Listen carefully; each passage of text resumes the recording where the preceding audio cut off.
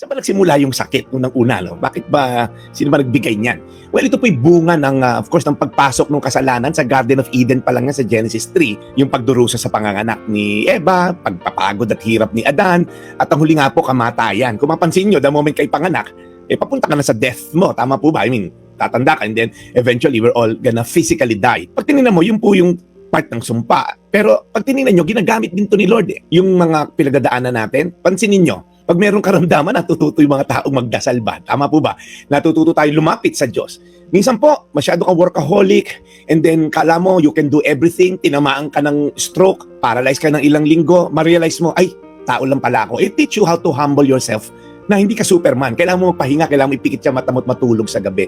So it teaches us also kababaan loob, tinuturuan din po tayong lumapit sa Kanya. Pero ito maganda po, sa huli, ang Diyos ay may pangako doon sa eternal life. Sabi niya ron, there's no more sickness, no more tears, wala na rin pagtatangis, walang paghihirap, wala nang bilihan doon ng maintenance medicine mo, walang wheelchair sa langit. So kumbaga, pinapakita lang po ng Diyos, hindi ito yung plano ko kasi sa'yo. But because you choose to live life, minsan sa buhay natin, dito nga po na buhay makasalanan at itong mundo na ito'y makasalanan, yan yung consequence nun. Pero hindi yan ang plano ko at dadaling ko kayo sa ultimate ng plano ko. Eventually, doon sa langit, wala na lahat ng karamdaman na yan. Kaya gusto ko lang kayong encourage sa mga awit 41:3. Para sa mga may karamdaman po ngayon, nakikinig sa ospital, ang dami ko namimito sa ospital na nanonood sa ating programa. Ito pong sabi, si Yahweh rin ang tutulong kung siya ay magkasakit. Ang nanghina niyang lakas ay ganap na ibabalik.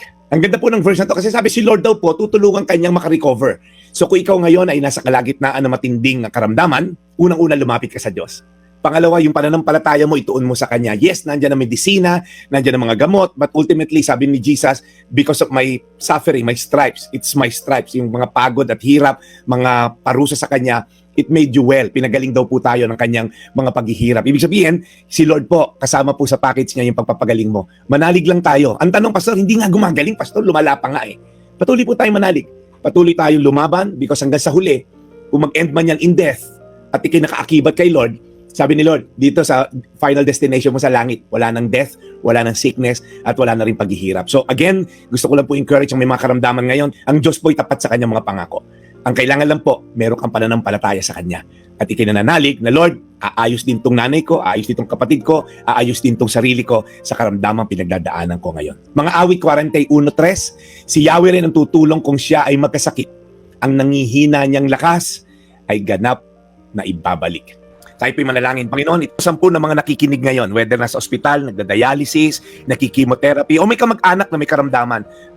Bigkasin lang nila itong verse na to at i-embrace at tanggapin sa puso na ikaw lamang, Lord, ang ultimate healer namin. Salamat, Lord, sa pananampalataya na buo ngayon sa pakikinig sa salita mo. Sa pangalan ni Jesus.